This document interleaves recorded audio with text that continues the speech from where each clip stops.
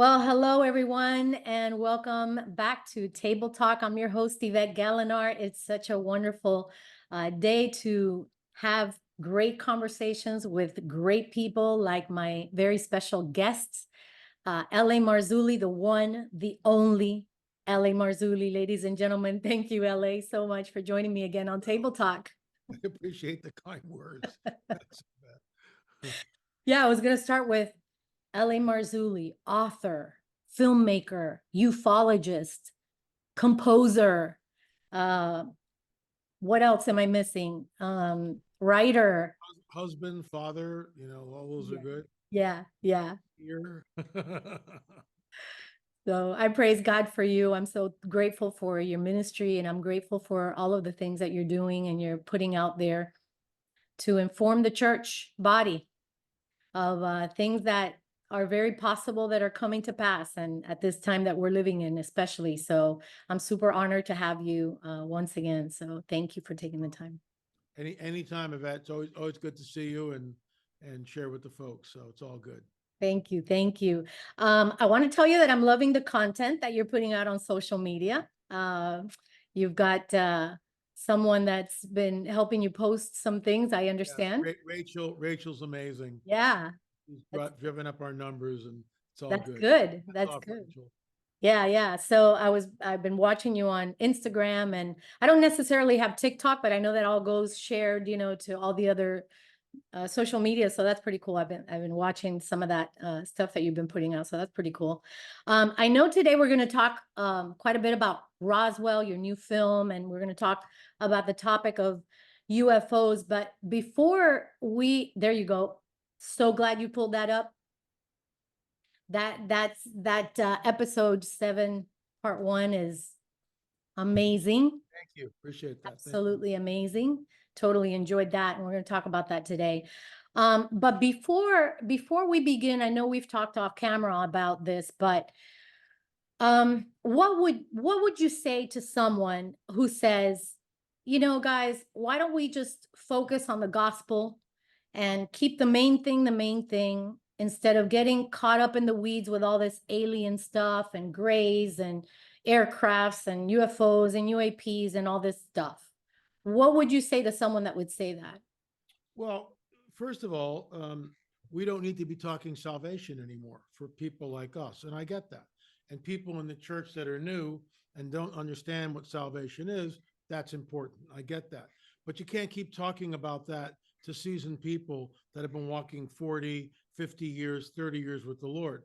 We Mhm. want the deep end of the pool. And that's what this is. And we need to take prophecy that Jesus himself says seriously. When was the last time you heard a sermon on even the elect would be deceived if that were possible, or men faint from fear from what is coming upon the earth, right? Right. Those are Jesus's own words. Mm. It'll be like the days of Noah when he returns. Why, out of all the scripture, does he point back to the days of Noah? Why does he warn the church, people that he loves? It'll be like the days of Noah when I return. Men faint from fear from what is coming upon the earth. Even the elect would be deceived if that were possible. And then Paul ties into that um, that Satan, the dragon, comes with all signs and lying wonders. So we can either throw all that out the water, the baby out with the bathwater, so to speak, and sit in a circle and sing kumbaya till the cows come home, or we can understand and look for what's manifesting. And what is manifesting, in my opinion, is unprecedented. Yeah. So for those who don't want to understand the UFO phenomena, they basically have their heads in the sand. With all due respect, they're afraid. They're in the shallow end of the pool, and they don't want to come into the deep end of the pool. They Mm. just want to have it, the happy-go-lucky. God's got a plan for your life, and He does. Mm. Gospel, and everything is going to work out. Well, everything might not work out, and Right. we don't know. The hour is incredibly toxic right now. We are in a very extreme toxic environment on a global level. Yeah. Anything is possible. And as I'm speaking, the halls of Congress, and here's another reason: our government, Congress, is trying to get to the bottom of what's going on. And Yeah. last week, Anna Paulina Luna attended a meeting in Congress about trying to find out, what's going on with all this stuff. And she said, we need to heed what David Grush is saying. David Grush is the whistleblower who Right. appeared before Congress and said on the record that the United States government has in its possession retrieved bodies, retrieved biologics from the craft. Now, if you want to pretend that that's not real and you want to hide under a rock, that you can go do that, you know. But as Christians, we need to be able to give an answer, number one. Right. Number two, this is the coming great deception. I've been talking about this for over 30 years. This is the coming great deception. It's here and it's happening. So Anna Paulina Luna basically stated that we need to listen to what Grush is saying. Grush is not saying extraterrestrial. He's pointing to interdimensional. That's my wheelhouse. Right. Because these entities, which are messengers of deception, and I'm quoting Jacques Vallée about that, they are messengers of deception. They lie and do so habitually. Our Bibles talk about all of this happening in the last days. We just have to know where it's from. I spoke at a conference all Friday night, 6 to 9, and then Saturday morning, Saturday afternoon. So we started at 10 o'clock. I was done by 6 with an hour and a half lunch break. Wow. A lot of yak, a lot of material. And what people need to understand is the deception is so severe that even Jesus says that even the elect would be deceived if that were possible. Right. So, I mean, something is coming, which is unprecedented. Yeah. So that in the thumbnail sketch is why we need to be on top of what's going on. Yeah. And great point. And it's coming out. Yeah. Great point. And I think that, and we've told our church, and I've told many members of our church that it's important, especially as pastors, right? That when something like this happens, like all these, things in the news that are the Tic Tacs and you're seeing the Tucker Carlson's out there, no longer in Fox, as we know, and all of these news people, and they're going to come to their pastors. People are going to go to their pastors and they're going to ask, what gives, what's going on with this? What's your take on it? And so I think that, correct me if I'm wrong, but I think that a lot of pastors would probably just put that in the, well, that's demonic camp. That's all, demonic camp. And that could be a possibility in a way, but it really doesn't give you the whole picture, does it? No, it doesn't. And what people, I mean, look, I've spent my adult life. This is my life's work, talking about the Nephilim, talking about UFO disclosure, warning about this, talking about the breeding program, talking about what I think the mark of the beast is. And so, yeah, I mean, you can just put it under the umbrella because it is, when you say demonic, it's worse than that. Yes, it's demonic, but it's fallen angel technology, Nephilim architecture, 100% demonic, but it ties back into scripture. And the last time I was on, I'm sure we talked about the Genesis 3:15 narrative, which states that the seed of the dragon, Right. offspring of a dragon, will be at war, at enmity with the offspring of the woman. The one coming from the woman is the first prophecy in our Bibles. The proto-evangelion, the Messiah, will crush the dragon's head. We get that. I understand that. But it's not taught in the churches. And most pastors won't even get near that because unless we understand what the seed war is about, we are clueless when it comes to the rest of the biblical narrative because it is a seed war. And that seed war is erupting now in modernity with the breeding program, which is why number 4 in our series is on abductions. We have 2 women, 2 men that come on the record, and the women are impregnated by them. Sperm is taken from the men. In other words, they're kidnapped and raped.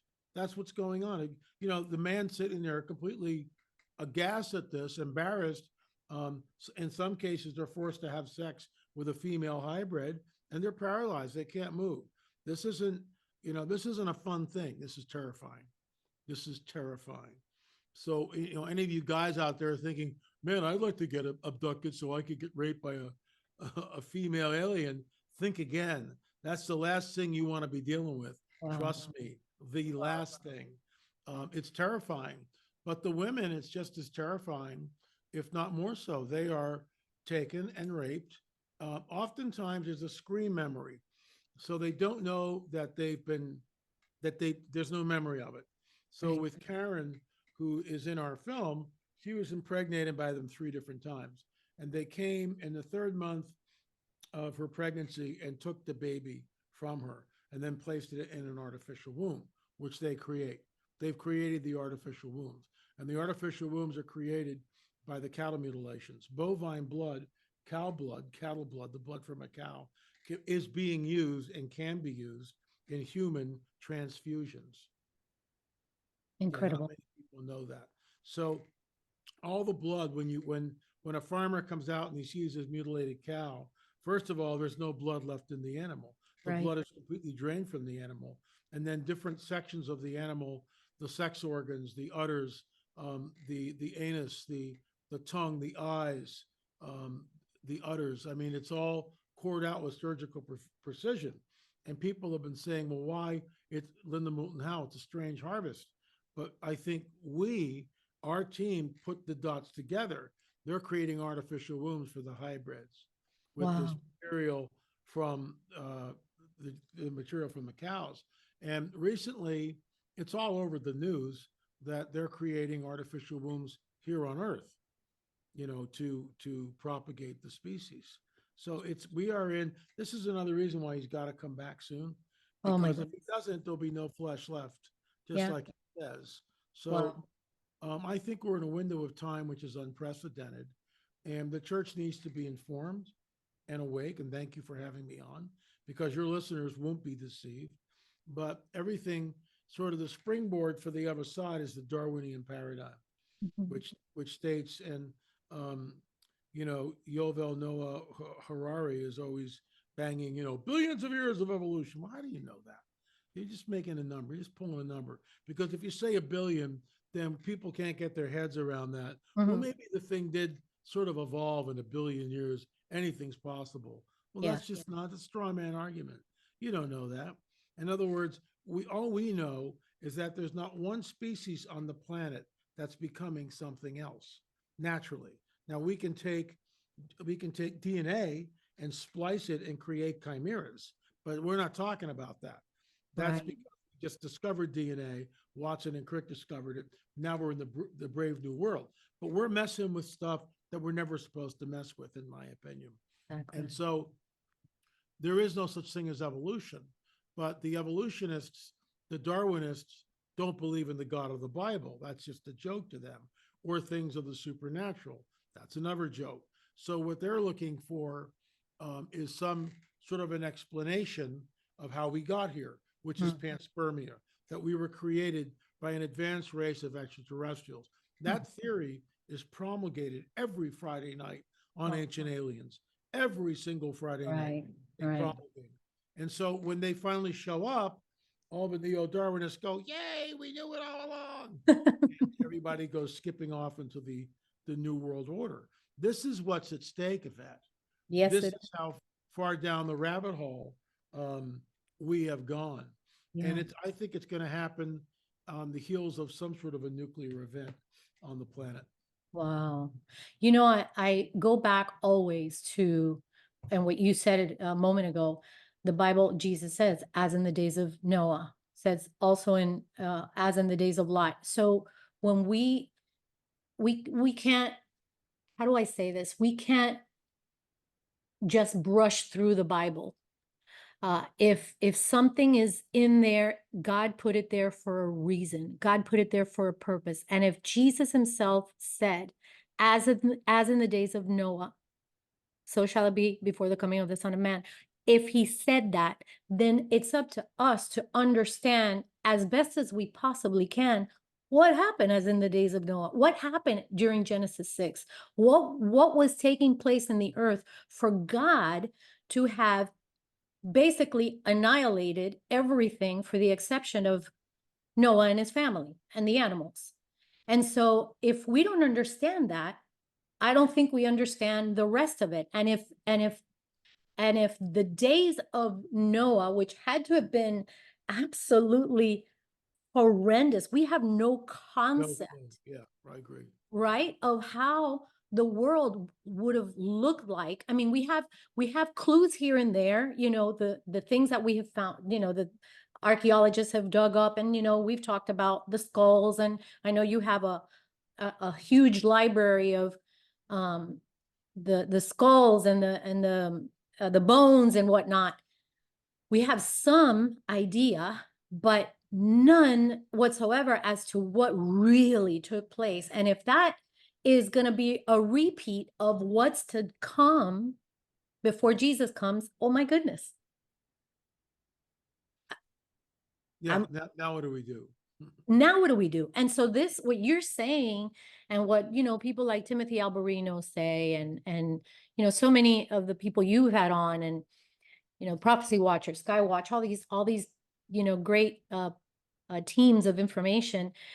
I think that it's important to get that out there. I really, really do. So, I mean, I can't honestly, I can't thank you enough. I know that a lot of people might look at things like this, especially Christians that consider themselves, Christians, mature Christians. They've been Christians for 30 years, like you said, and they shy away from topics like this because they don't think it's really pertinent.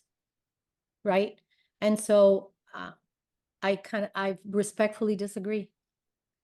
Well, I mean, the fact that our Congress is talking about it.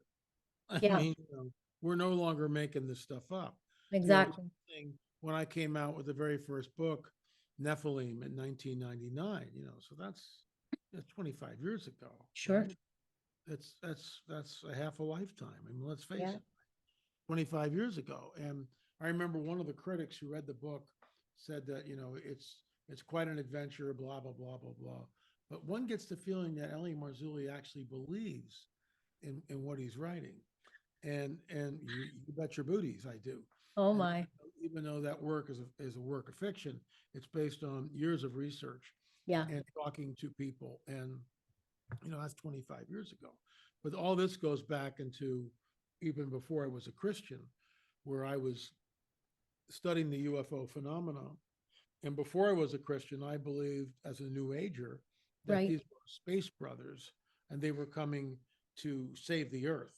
Right. And this is what the other side of the aisle, like ancient astronauts, ancient aliens, is promulgating every Friday. Right. Your kids and your grandkids already know about this stuff. They're Yeah. already watching ancient aliens. They're watching movies like The Avengers and all this other stuff. And it's predictive programming. So Right. when they do show up, everybody kind of yawns and goes, okay, now what? But what people don't understand is when they show up, everything, the world as we know it, completely changes. I mean, completely changes. It'll bring about the beast system. That's where it's headed. And with everything going on in Israel, which is, it's over 100 days now, folks, and they're not stopping, and it's getting really strange. Yeah. Um, Russia is now flying sorties over the Syrian Golan Heights border. That's Russia's one of the main players in Oh yeah. Ezekiel 38. Um, Russia recently has teamed up with Libya. Libya's P-U-T, also in the Ezekiel 38. There's a Mm. picture I have taken just a little while ago with Putin from Russia. It's unbelievable. Erdogan from Turkey and Khomeini from Iran. Those are the three principal players in the Ezekiel 38 war. And they're all doing this. They're all Sure. talking. So, Russia, I mean, do they know eschatology? Does Putin know Ezekiel 38? Probably not. Maybe he does. I don't know. I Yeah. can't I can't surmise that. But certainly Khomeini is looking at that as a joke, and Erdogan's doing the same thing. They know nothing about Ezekiel 38, 39. And I think, are we there? Can't call that yet. It's too early to call. Right. It's like, if let's say it's a tie football game and we're going to the halftime, you can't possibly call it. You can't.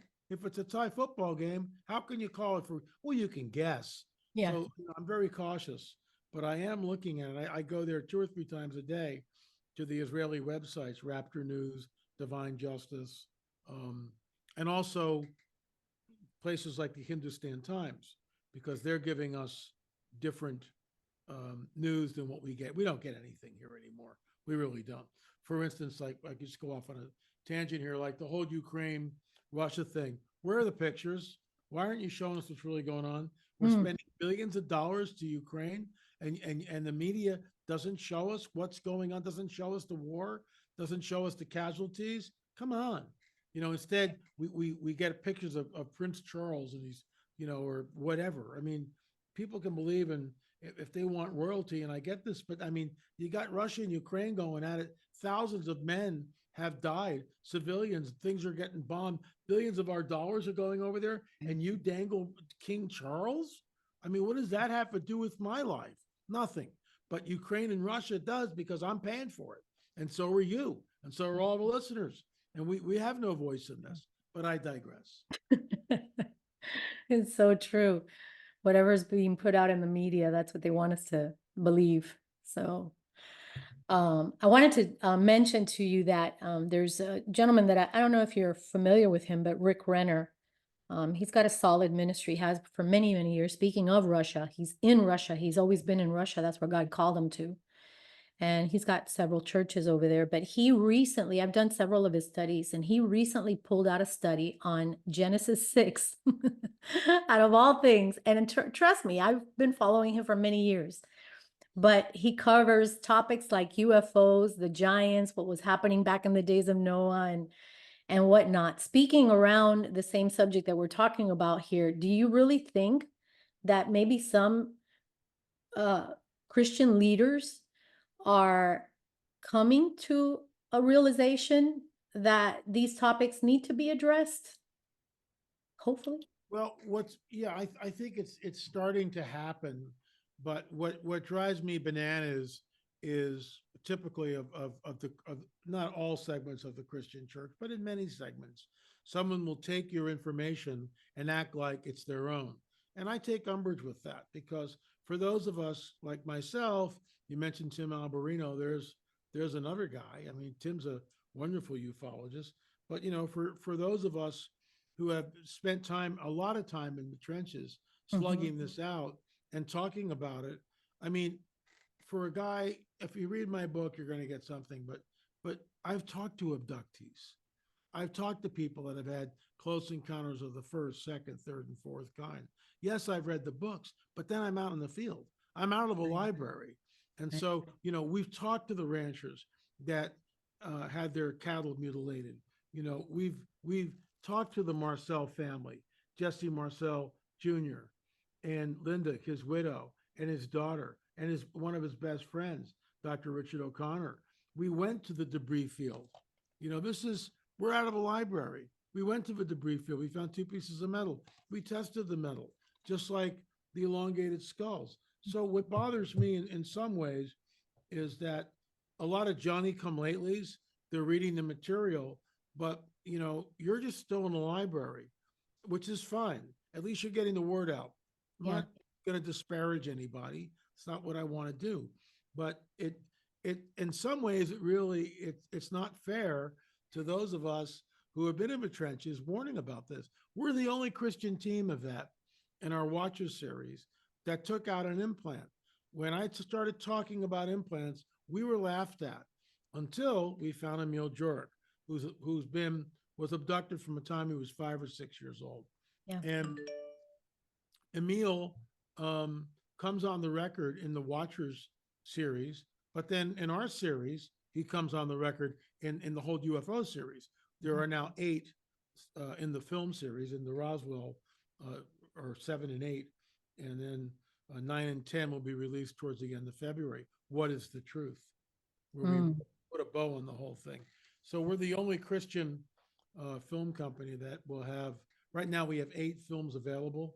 By the end of February, there'll be 10. That's the end of the series, as far as I know. But that could be preempted. You just never know if the Lord gives us marching orders. So I mean, there's a corpus of work there that people need to see, and I mean that's why I'm on all these podcasts like yours and shows and everything else. Try to get the word out, and conferences. This weekend, I'm not sure when this is going to air, but this weekend I'll be down in Lubbock, Texas. Yeah. I speak Friday night, all day Saturday Yeah. with Q&A, and it's just me. Just Yeah. so I have all these, and I tell people, I said, I'm the author of 13 and a half books Mhm. because the half is being written as we speak. And so 13 and a half books and 30 films. I can't possibly download that in a weekend. I can't, but No. I can give people enough to whet their appetite. So hopefully they'll get some of the resources Yeah. and do a deep dive themselves. So Yeah. that's kind of where I'm at with this whole thing. Well, But it's just so you the know, pastors that we're addressing. yeah, so just so you know, when we finally get our own place, because we currently rent uh at another church, then we can only use it on Sundays. But we have in mind to bring you down to South Florida. How about that? Oh, it'd be great. Yeah. Where are you in Florida? Our church is in Miami Springs, Oh, right close to Miami International Airport. That's where we've been for the last 20 years, come March. wow. But we've been praying for our own place. We need our own location so we could, have our own gatherings during the week and have seminars. Like I would love to have you for, a couple days and, have you share so much. So just so this is a pre invitation to Great. for you to come for sure, for sure. Um, let's get into Roswell now that you've mentioned it a couple of times, but for the sake of anyone that might be watching and they have no clue, Roswell, oh yeah, did that have something to do with a UFO crash or something some years back, and they're not really connecting the dots. Can you explain a little bit about that, and then obviously share some more about your films? Yeah, Roswell is in some ways the beginning of the ongoing cover up. Trying to get the paper here that continued really until 2017. Um, so this is a reproduction, and there it is. Right. Yeah. Captures flying saucer. So that was the paper. That's what they went out with, and then 24 hours later, General Ramey, empty saucer, says basically that the excitement is not justified. So I sat down with Jesse Marcel Jr. In a written interview, which we do a reenactment because Marcel Jr. has passed away a number of years ago. So Yeah. we do a reenactment of this in the film where the questions are there and then he's answering. His father, Jesse Marcel Sr., was the 509th bombing group. He was the intelligence officer. So Jesse Marcel Sr. is the intelligence officer of the 509th bombing group. Why do we care? Because the 509th bombing group was the one that dropped the atom bomb on Hiroshima and Nagasaki. So these UFOs, these intruders, have always been fascinated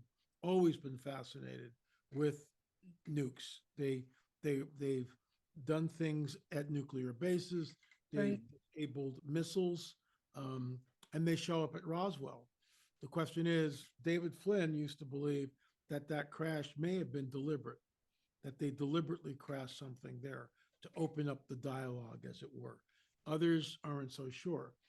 So in that film, Exoneration, we interviewed Jesse Marcel Jr.'s widow, his daughter, his best friend. Then we juxtaposed the film with a interview I did a number of years ago with Jim and Carolyn Rankin. They were pastors. They are pastors who one of their things they used to do would be end of life for people that were trying to get their affairs together. So Jim and Carolyn would go in and liquidate things and make sure the proceeds went to where the person wanted them to go. They were very meticulous about it. So they got to know this guy, Colonel Hill, pretty well. And one day Carolyn asked him, "What about Roswell? Was it a weather balloon?" And Colonel Hill goes, "It wasn't a weather balloon." And then Hill tells her the story that he was dispatched to Roswell within 48 hours after the event to try to communicate with one of the aliens, so-called aliens, who is still alive. So we have many witnesses that come on the record. We also were in the second film, basically the debris field. We also got into Hangar 84, which is absolutely incredible when you think about it. And Hangar 84 looks exactly like it did in 1947. Yeah, there's been repairs and stuff, but it's the same building. Yeah. And that's where they took the wreckage from the 1947 crash, including the bodies, and everything was flown to Wright-Patterson Field. We Mhm. have too many witnesses saying that. So eventually, I think it'll come out. The Roswell thing will come out. That yeah, for the we and no one cares. I mean, nobody cares now. So even if the government goes, yeah, we did the wrong thing, we lied to the American public, but now we're telling the truth. Nope, nobody cares. Mhm. So it's like, they're not going to be going, oh my gosh, get rid of these people. They're all dead. Everybody was involved in it. It Yeah. died years ago. I mean, Gemma Ramey would be like 130 years old or whatever. Yeah. I mean, he's long gone. Marcel Senior, he's long gone. Mhm. I mean, the players, they're all dead, all of them. So they can come out with this thing now, and nobody's going to be harmed really in any way, except the military will have egg on their face in the sense of, well, why didn't you tell us? Why Yeah. didn't you come clean? Why Yeah. why did you lie to us? So in the films, again, and look, I'm patting myself on the back here, as Paul would say. I'm boasting. Okay, I'm boasting. I get it. But we're not in the library, reading, which I've done. I've done my homework. I've read all sorts of books on Roswell. Yeah. We go to the debris field. We are probably the only Christian team ever to go and film in the debris field. And we were there with Chuck Zukowski and Frank Kimbler, and both Chuck and Frank had metal detectors. We show in the film a crash, which more than likely was smuggled out of the White Sands testing ground. And it shows a craft which comes down like this, and it hits the ground and then bounces back up. And then when it hits the ground the second time, here, it just explodes. Right. And so the pieces of metal that we found in the debris field are about the size of my thumbnail. So we're out there with two metal detectors in the debris field. First of all, when you drive an hour north outside of Roswell, at least an hour, so you're out in the middle of nowhere. Yeah. For starters, you make a left turn, you're on a 2-lane country road. You're on that for 35, 40 minutes. You make another left, and that's in the middle of nowhere. Now you're on a dirt road. You make another left. You're on a dirt gravel road, which there's free range cattle, which we have to stop for as they're crossing, and they're just out there. And we're on that for about a half an hour, 35, 40 minutes. And we get to a cattle gate, and Frank Kimber gets out of the car, opens the cattle gate. Now we're four-wheeling. It's very, very rocky. Wow. It's not a road at all. It's a four-wheeling type thing. And we get to the debris field. We park the cars. We get out. We walk down into the debris field, and we show with our drone footage just how isolated this place is, because the drone does a 360 and there's nothing as far as you can see. So Yeah. we're out in the middle of nowhere, first of all, and we pray over the site, and then we ask the Lord to please show us, give us favor, and show us what's here, if anything. Like 5 minutes later, Frank Kimbler goes, "Hey guys, I got a hit." We go running over with the cameras, and he's got a little garden spade, and he's digging down, 6 inches, and finally gets whatever this thing is out. And then he's sifting going up, and there's nothing there. And he takes another pile and sifting. Here's the metal detector. And finally he goes, beep, beep, beep. Okay, it's in my hand. So then he takes part of his hand, and he puts it in the other hand. So now he's got two piles of dirt, and he takes one hand and he goes like this. Okay, nothing. So now he knows it's here. Goes again like this, beep, beep, beep. And then he opens his hand, and he begins, and he goes, oh my gosh, because he knows what to look for, because he's found 20 pieces of the metal. The metal's about this big, about the end of Wow. your fingernail. It's folded in on itself. A metallurgist has examined it, and it shows some sort of high catastrophic damage from heat. Something Okay. very catastrophic happened to the metal. Okay. It shows very high temperatures, and it's folded in on itself, which is really weird. And so we've had the metal tested at two different labs, because we found two pieces of metal. So Chuck Zukowski got one, Frank Kimbler, of course, took the others, and they tested the metal independent labs. Both independent labs said it's from a aluminum series which is called the 6000 series, but it's not a direct match. It's the closest thing they have to it is the 6000 series, but it's not a direct match. And that aluminum alloy, by the way, was not invented till 1953. So what is it doing out in the debris field in the middle of nowhere in Roswell, buried 6 inches below the surface? You know, and this is, see, this is like real research. It's like, you know, and again, I'm boasting, I totally get it. But we're out in the debris field. Yeah. You know, we go out there with metal detectors to see if we can find 76 years after the event pieces of the wreckage. And we do, because the Lord gave us favor. We find two. We test it. Oh, gee, it's an aluminum alloy, but that aluminum alloy is not invented until 1953. And Roswell happened in 47. Yeah. It was not a weather balloon, in my opinion. No way. It was not some secret Nazi test vehicle that crashed there. No, this was exactly what the Army said it was, which is this. It was, in fact, a UFO. Right. It was a flying saucer. Correct me if I'm wrong, but the material that was found, when they would, and you can explain this better, but when they tried to crush it or fold it or something, it would, and they would let it go, it would automatically just get its shape again. I mean, it was bizarre the way that was explained. Is that correct? Yeah, it is correct. And in the film, we talk about this with Dr. Richard O'Connor, and we show a clip where what's her name? Frankie, I can't think of it. I can't believe it. Anyway, but this little girl, she was like 12 at the time. Her father was a firefighter, Frankie Row. Okay. And she goes out, and the father goes out and sees the bodies. And, you know, there was one alive, allegedly, when he got to the scene.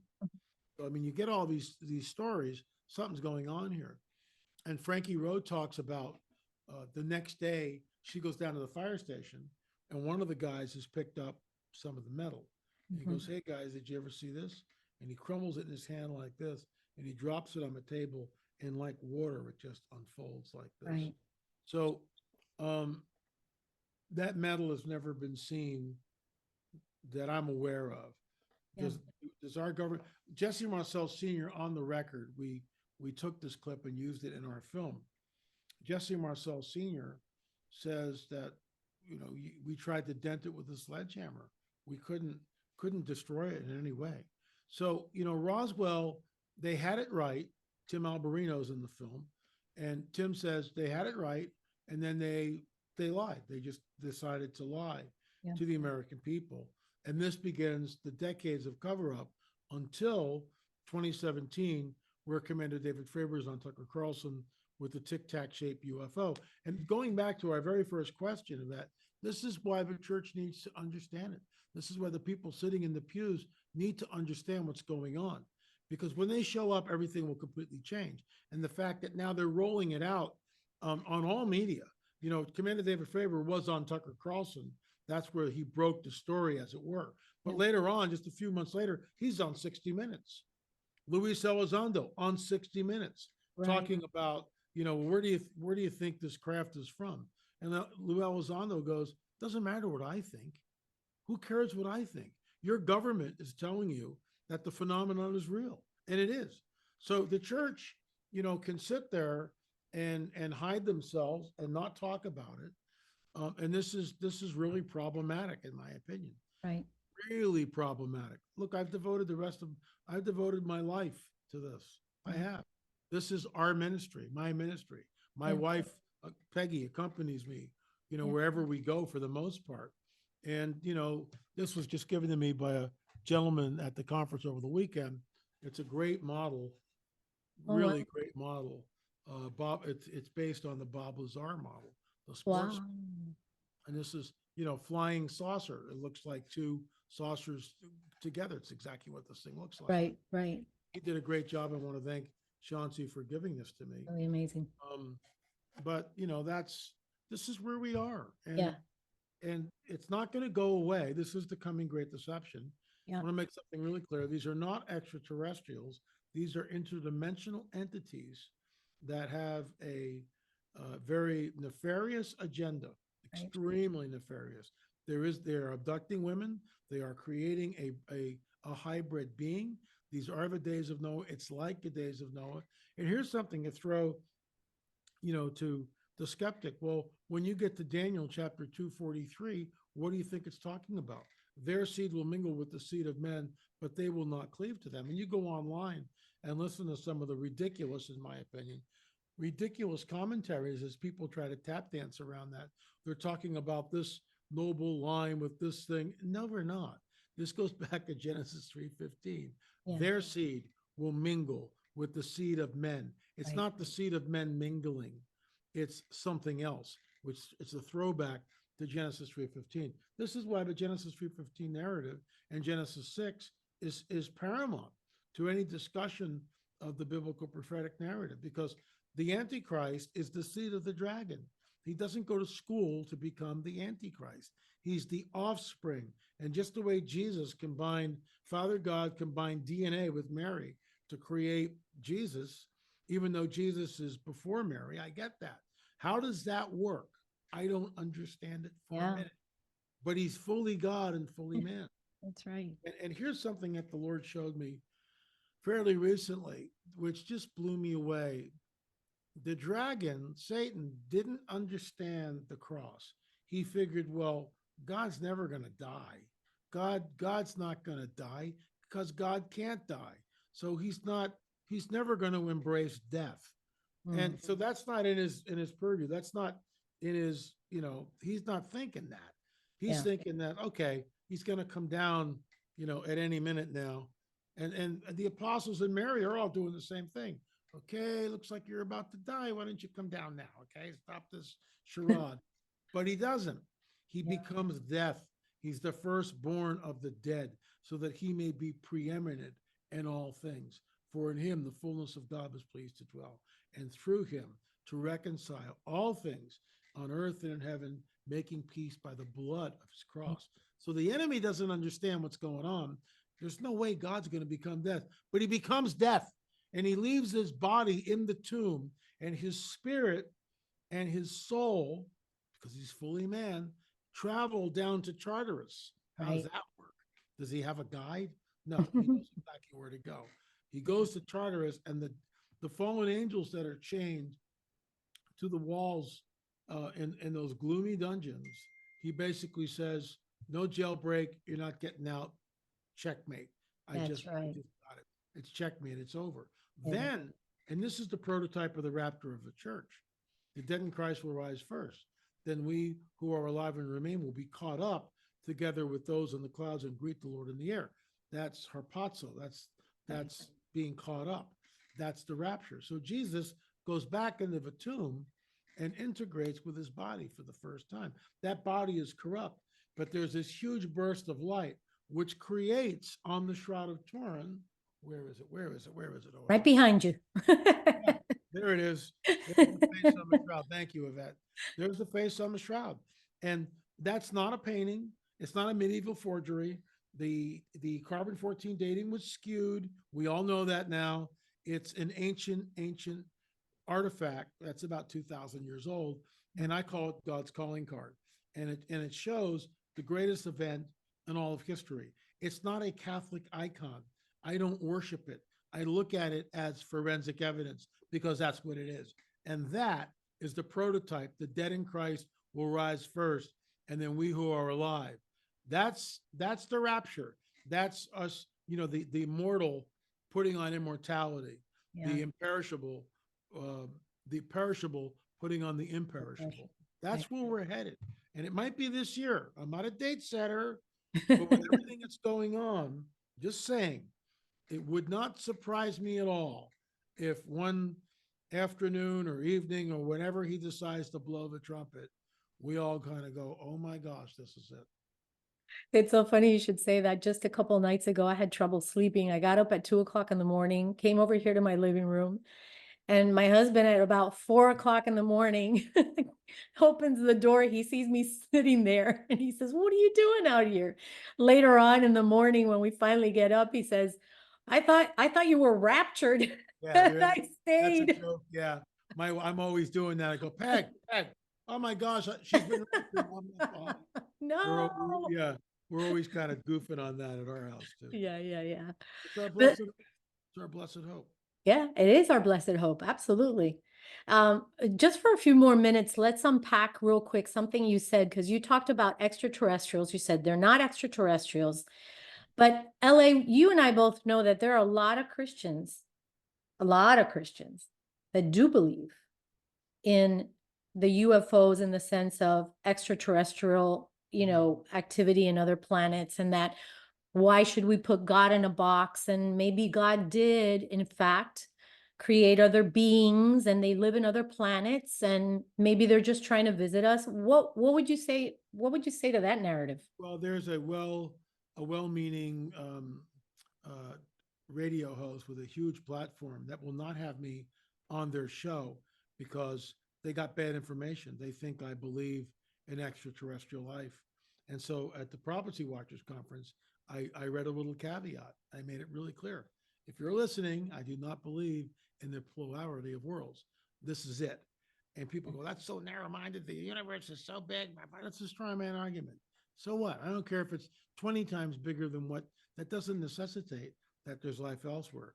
Jesus comes here. The New Jerusalem comes here. Father God rolls up the heavens like a scroll. I believe that's literal, and creates a new heaven and a new earth. Yeah. And at that point is where things may get interesting, but that's far in the future.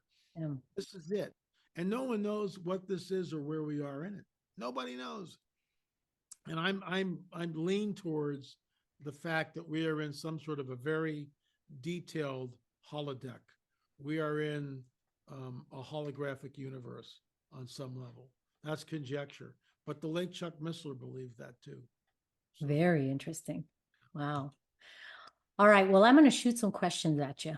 okay. I hope you don't mind. I went ahead and I asked some family members and some close friends of mine, if you had a question about UFOs, what would it be? And so my phone just started blasting.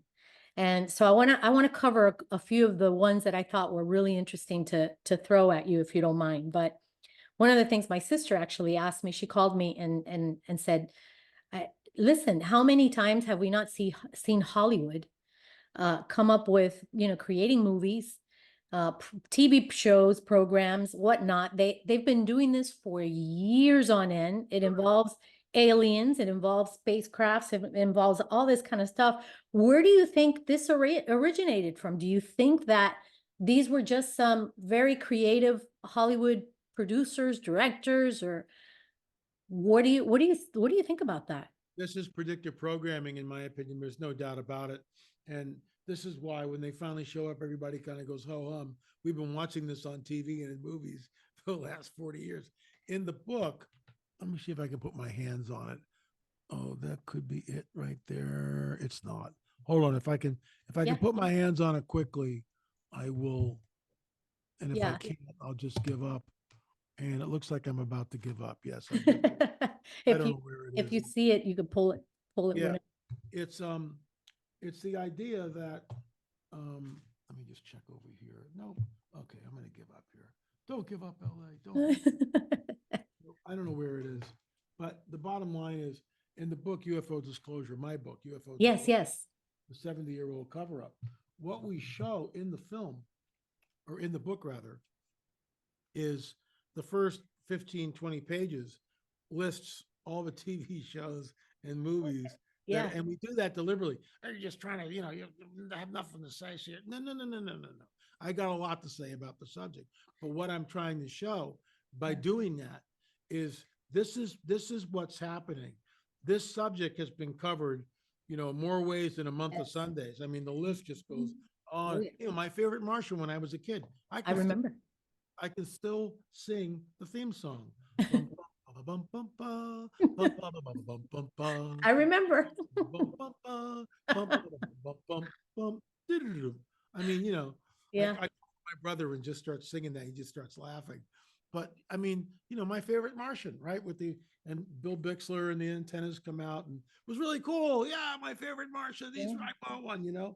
And he's portrayed as this wonderful, wise, benevolent entity from Mars. Well, not so fast, citizen. When you get into our film on abductions, they're anything but warm and friendly. They Yeah. have a nefarious agenda.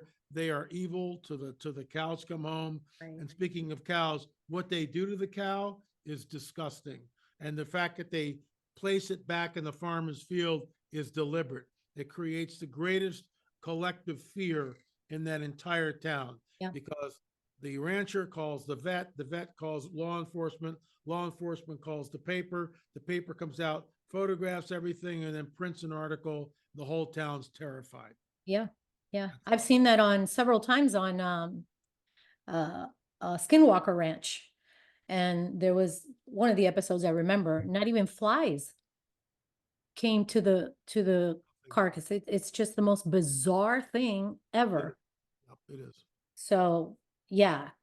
Okay, so we covered that question. In my recent talk with Mondo Gonzalez, which is a mutual friend of ours, I love Mondo. I asked him what he thought about the aliens. What he thought, what do you think of the Greys? I asked him in that, are they demons? Are they fallen angels? I know you touched on this before. You've touched on it many times and you mentioned something here. What do you think? I mean, you talked about Roswell. In Roswell, they apparently saw bodies, one which was alive, and they, collected other bodies. What are these Greys? Are they actual aliens, or I know you call them suits? So explain that a little bit more. Well, if you've got, and again, the late David Flynn and I had a conversation about this before he passed away. And I said, David, this is like circa 1997, Yeah. 98 maybe. So it's, a long time Yeah. ago. And I go, what do you, I've been thinking about this I come up to the line, David, and then I go running away from it, screaming because it just seems so bizarre. I said, what if the Greys are some sort of a biological construct? And he goes, LA, that's exactly what I think they are. And then from other people, abductees in particular, that I've spoken to, Whitley Strieber's book also talks about opening a drawer, and in that drawer are the Greys stacked up on top of each other. There are also other books by abductees. Karen Wilkinson, her book Stolen Seed Evil Harvest that we published, she talks about the Greys basically like a meat suit. That's what they are. So, in my opinion, and see, the problem is the church has this real truncated view of the supernatural. Mhm. We just do. It's a real truncated view of the supernatural. So we don't understand really, we kind of stop and go, well, that can't happen. And we just kind of run away from it. So the Nephilim are the progeny, the offspring of fallen angels and Right. human women, creating a hybrid known as the Nephilim. The flood comes, wipes them all out. Yeah. The demons that roam the earth, according to the book of Enoch, and I wholeheartedly believe in the book of Enoch, especially Enoch 1. That's what we're talking about. Because if you were going to keep one book from the people, that's the book you keep out, because it tells Right. you exactly what's going on. Right. So the disembodied spirits of the Nephilim become the demons which wander all over the earth, but they're earthbound. So the dragon goes, and I got all these guys over here, and I can't use them because they have to possess something or someone or an object in order to manifest. Why don't I just create a biological construct where they can inhabit this suit essentially, and now I've got worker bees, which is exactly what they are. Now that's conjecture, and when I'm speaking at conferences, by the way, I'll be at Lubbock, Texas this weekend. So Mhm. if you're in the area, folks, go to our website, lamarzulli.net, and I hope to see you in Lubbock. But I'm talking about this. But oftentimes I'll say, okay, this is conjecture on my part, but it's based on decades of research. Right. I can't sit down with a fallen angel and go, excuse me, can you give me an insight as to what these Greys really are? Mhm. It's Mhm. not going to happen. Sure. So it's based on what the experiencers are saying, what the abductees are saying, what my own research, the biblical narrative, the book of Enoch, Genesis, I mean, all these things. And, you know, again, I've been doing this for a long time. Yeah. So I have answers. I believe I have answers. Yeah. What do you think, um, where do you think I know you said that they're interdimensional, and that's my reply when it comes to these crafts, for example, these aliens and whatnot. I mean, you and I both know the Luke and Nate from Blurry Creatures. They talk about Bigfoot many times, and these these things are interdimensional. So one of the questions I was asked is, where do they come from, and why would they visit Earth? So I think we've kind of covered that, right? Because they are interdimensional. It's like they can come in and out through portals, through realms that we can't necessarily see with our own eyes. Right. Well, Uh, but it's like when we go to the book of Revelation and we see that Michael and his angels fight with the devil and his angels. First of all, how do they fight? yeah, How, exactly. that's, that's something that we can get into maybe in another show or whatever. Right. But we know from the book of Revelation that the dragon is cast down to earth with his Yeah. angels. Woe to the inhabitants of earth, because Yeah. their adversary, the devil, Satan, the dragon of old, is cast down to earth, and he knows his time is short. How does he know his time is short? That in itself is a 3-hour conversation. So I call it the great eviction notice. It would be like having a crack house in your neighborhood. So And good. at some point you just go, we're not doing this anymore. That's You're right. out of here. You're out of here. Yep. And that's what's going on. Yeah. So God just goes, this is it. You've had your shot. You're not, and the thing is, I've talked to Mondo about this too. After the 1,000 years, when the dragon is interned in the bottomless pit, he's let out again. Yeah. And jokingly, I say this at conferences, I'm starting a petition not to let the dragon out, and I kind of goof on that. And it's funny, but it's like we have to ask. It's like, even after all this, he comes out and he does the same old thing. He hates God so much that he's blinded to the point where he would rather spend, eternity in chains or whatever they're going to do to him, the lake of fire, Yeah. than bow the knee. He just will not.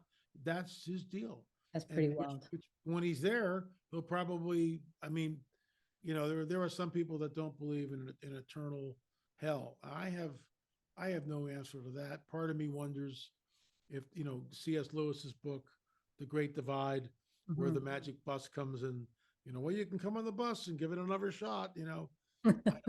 I mean, it's a colorful book, and it's a way where C.S. Lewis is trying to Yeah. get his head around how does all this work.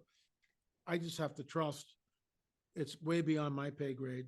I can barely keep myself where I should be. I have Yeah. enough to worry about. Yeah. So God's given me a ministry, given me a calling, um, and I stick faithful to that. There's Yeah. a lot of stuff I don't know, and I can't wait to get there I so know. I can get the briefing. I get it. I totally get that. We're talking about Roswell a little bit ago. We were talking about the materials that were found and whatnot, and what you found. How do you think they create these vehicles? How do you think that these spacecrafts, and where do they get the material? I mean, if these are interdimensional, Yeah. what are your thoughts on that? Well, just because they're interdimensional doesn't mean they don't have physicality to them. You see, I'm actually working on number 15 book. I've already got 6 chapters written. And there's a physicality to the supernatural. I'll just give you one example, and I promise I won't give you 3 or 4. Just one. So in the book of Genesis, we know that Adam and Eve blow it, and they're booted out of the garden. So God sends very powerful angels, 2 cherubim down to guard the east gate. Well, why not just close the gate? Why do you have to guard the gate? What's going on here? And why is it just the east gate? The north, south, and west gate are open, or they don't need guarding. I mean, Yeah. this is where I travel. It's like, Yes. huh? What am I looking at here? Yes. Somebody, can I have a couple of paragraphs, please? Yes. Something. Why the east gate? Why do you have to have the church? Why can't you just close it yourself? What are we looking at here? We don't know. We don't know. Right. Right. But between the cherubim is a what? Is a flaming sword that Yes. turns every which way. Wow.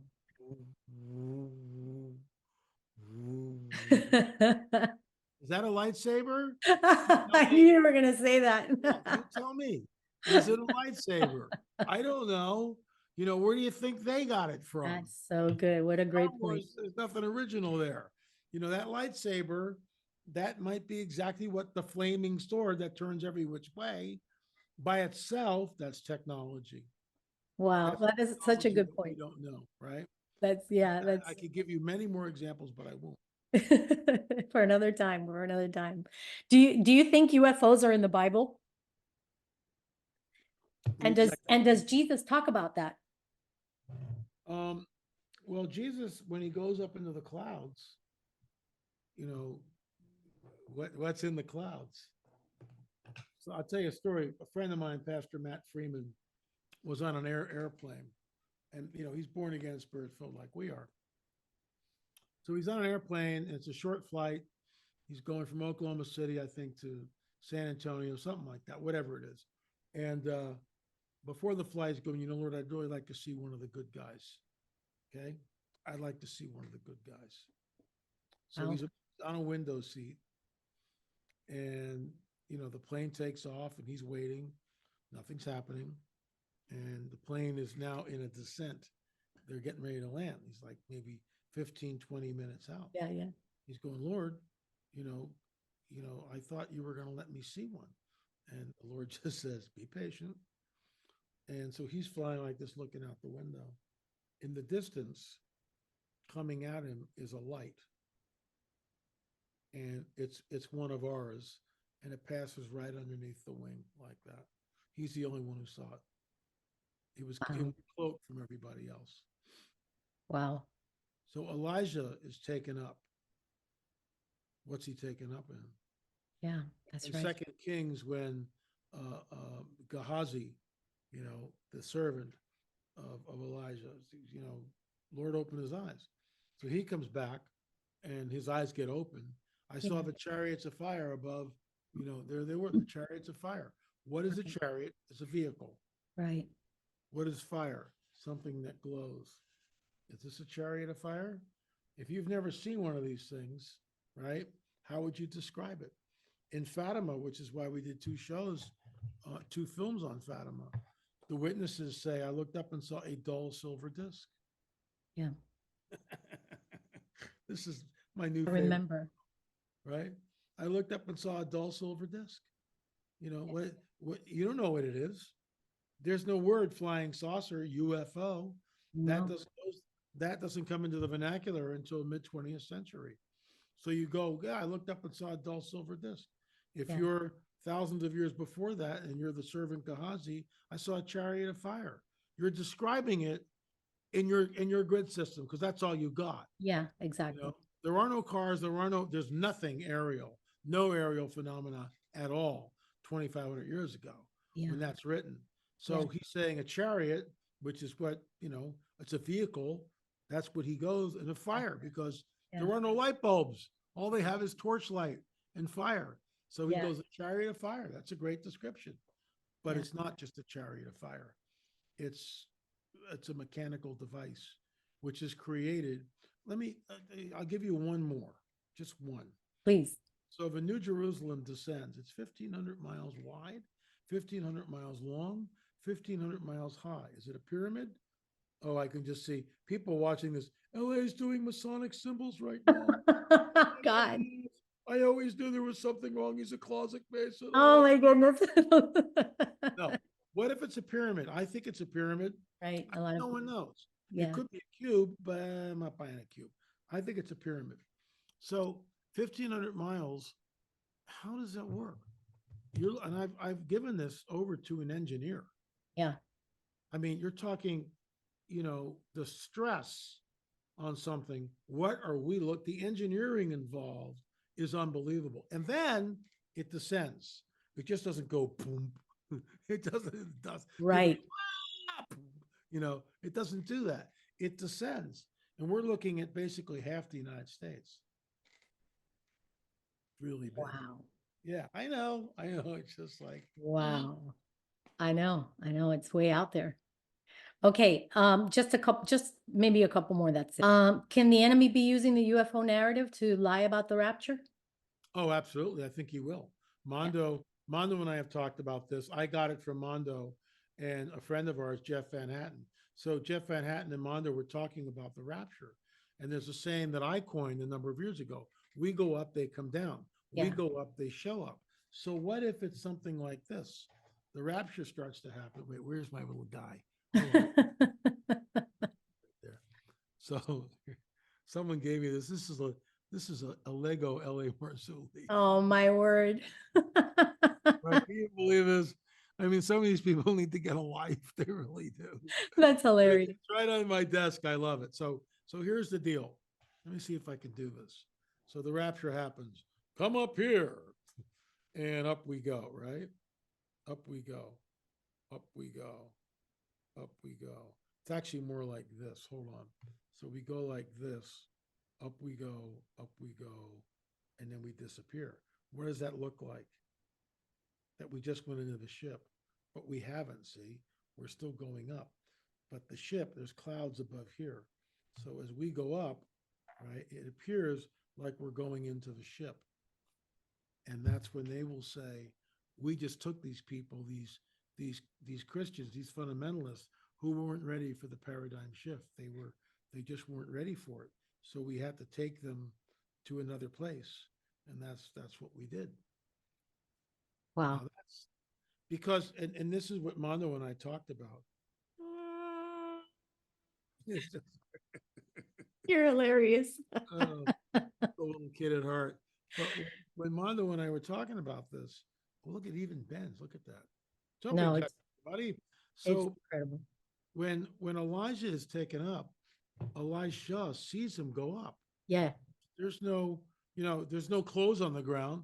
Elijah goes up. When right. Enoch is taken and he was no more. Now it's a little vague there with Enoch. Yeah, We don't know. But when Jesus goes up, well, the disciples are there, but right. who knows? I gotta believe Mary, the mother, and Mary Magdalene, and who knows how many other people are also there. They're Right. all watching him go up. And of course, for me, here we go. I'm goofing on it as usual.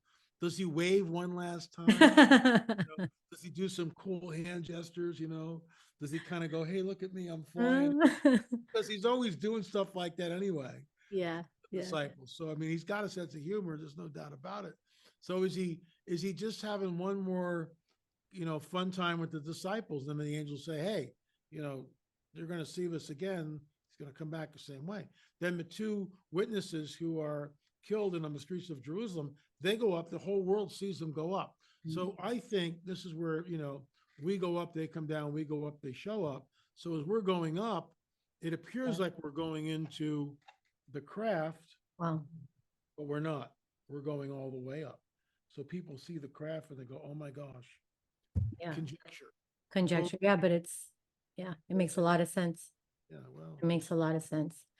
All right, LA, I'm going to let you go. Again, I want to thank you so much for joining us. Please tell our audience where they can find you, where they can support your ministry, find your work, get into the Roswell films.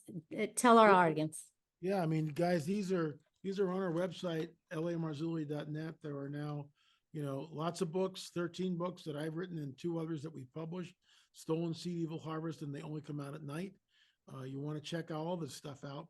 The 2 Roswell ones are out. All of our DVDs now are streaming. So you can just go, instead of ordering the hard copy, if you want the hard copy, we'll send it to you. But you can also just go to streaming.lamarzulli.net, streaming.lamarzulli.net, and avail yourself of all the films. Get educated. Absolutely. Please get educated. Go there, support LA's ministry. It's a wonderful ministry to be able to support. And I can't wait for our next talk. So thank you again so much, LA. Appreciate it. God bless you. God bless Peggy and your whole family. And we'll be talking to you soon, okay? All right. Take care, everyone. Bye-bye.